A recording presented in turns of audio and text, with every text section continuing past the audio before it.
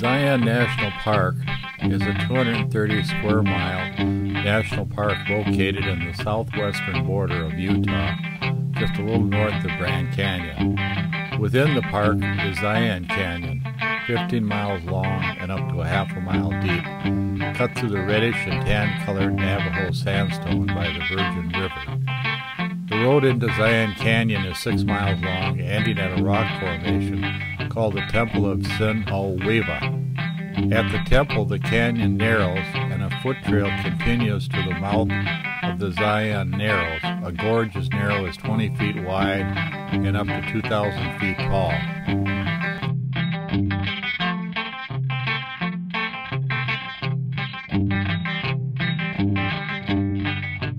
The geology of the Zion landscape includes 9 formations that together represent 150 million years of built-up seabeds and lakes. At various periods in time, shallow seas, streams, ponds, lakes, and vast deserts covered Utah and Arizona. Over time, the whole area uplifted with the creation of the Colorado Plateau that raised the region 10,000 feet, starting about 13 million years ago.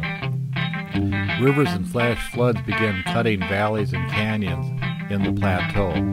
The Grand Canyon just south of Zion is a result of that water erosion over time. The Zion Canyon Road is served by a free shuttle bus for most of the year. Notable features of the park include the Virgin River Narrows, Angel's Landing, the Great White Thorn, Checkerboard Mesa, the Three Patriarchs, Angel's Landing, the Weeping Rock, the Organ, the Pulpit, and the Grotto. What I liked about Zion Canyon is that it reminded me of Yosemite National Park in California. Yosemite is a long valley, 6 or 8 miles long, and surrounded by hundreds of beautiful mountains. Dozens of hiking trails into the mountains and valleys just as Zion. The hiking trails are all outstanding if you spend a few days exploring, just as in Yosemite. Bus shuttle service, as in Zion, prices of lodges are about the same. Zion is more of a desert landscape and Yosemite is more pine trees with snowy winter conditions for a few months. In 1847, Mormon farmers from the Salt Lake area became the first people of European descent to settle in the Virgin River region.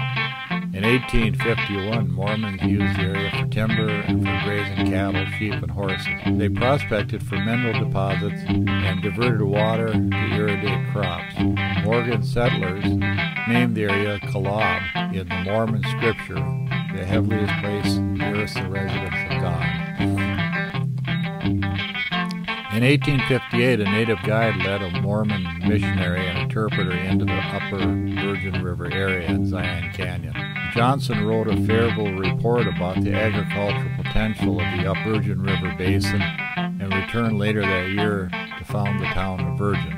The floor of Zion Canyon was settled in 1863 by a Mormon settler who farmed corn, tobacco, and fruit trees. His family lived in Zion Canyon near the site of today's Zion Lodge during the summer and wintered in Springdale. The farm family is credited with naming Zion, a reference to a place of peace mentioned in the Bible. 2 more families settled in Zion Canyon in the next couple of years, bringing in with them cattle and other domesticated animals. The canyon floor was farmed until Zion became a national monument in 1909. Paintings of the canyon were exhibited at the St. Louis World's Fair in 1904, followed by a glowing article in a national magazine the next year. That, along with previously created photographs, paintings, and reports, led to U.S. President William Howard Taft's proclamation on July 31, 1909, that named the area a national monument to protect the canyon. In 1918, the acting director of the newly created National Park Service changed the park's name to Zion, as the original name was very unpopular. Zion is one of the names of Jerusalem in ancient Hebrew. The United States Congress established the monument into a national park on November 19, 1919. Travel to the area before it was a national park was rare due to its remote location, lack of accommodations, and the absence of real roads in southern Utah. Old wagon roads were upgraded to the first automobile road starting in about 1910, and the road in the Zion Canyon was built in 1917 to as far as the grotto. Touring cars could reach Zion Canyon by the summer of 1917. Traffic congestion in the narrow canyon was recognized as a major problem in the 1990s, and a public transportation system using propane-powered shuttle buses was instituted in the year 2000. From April through October, the scenic drive into Zion Canyon is closed to private vehicles, and visitors have to ride the shuttle buses. Angel Landings Trail was constructed in 1926, and 2 suspension bridges were built over the Virgin River.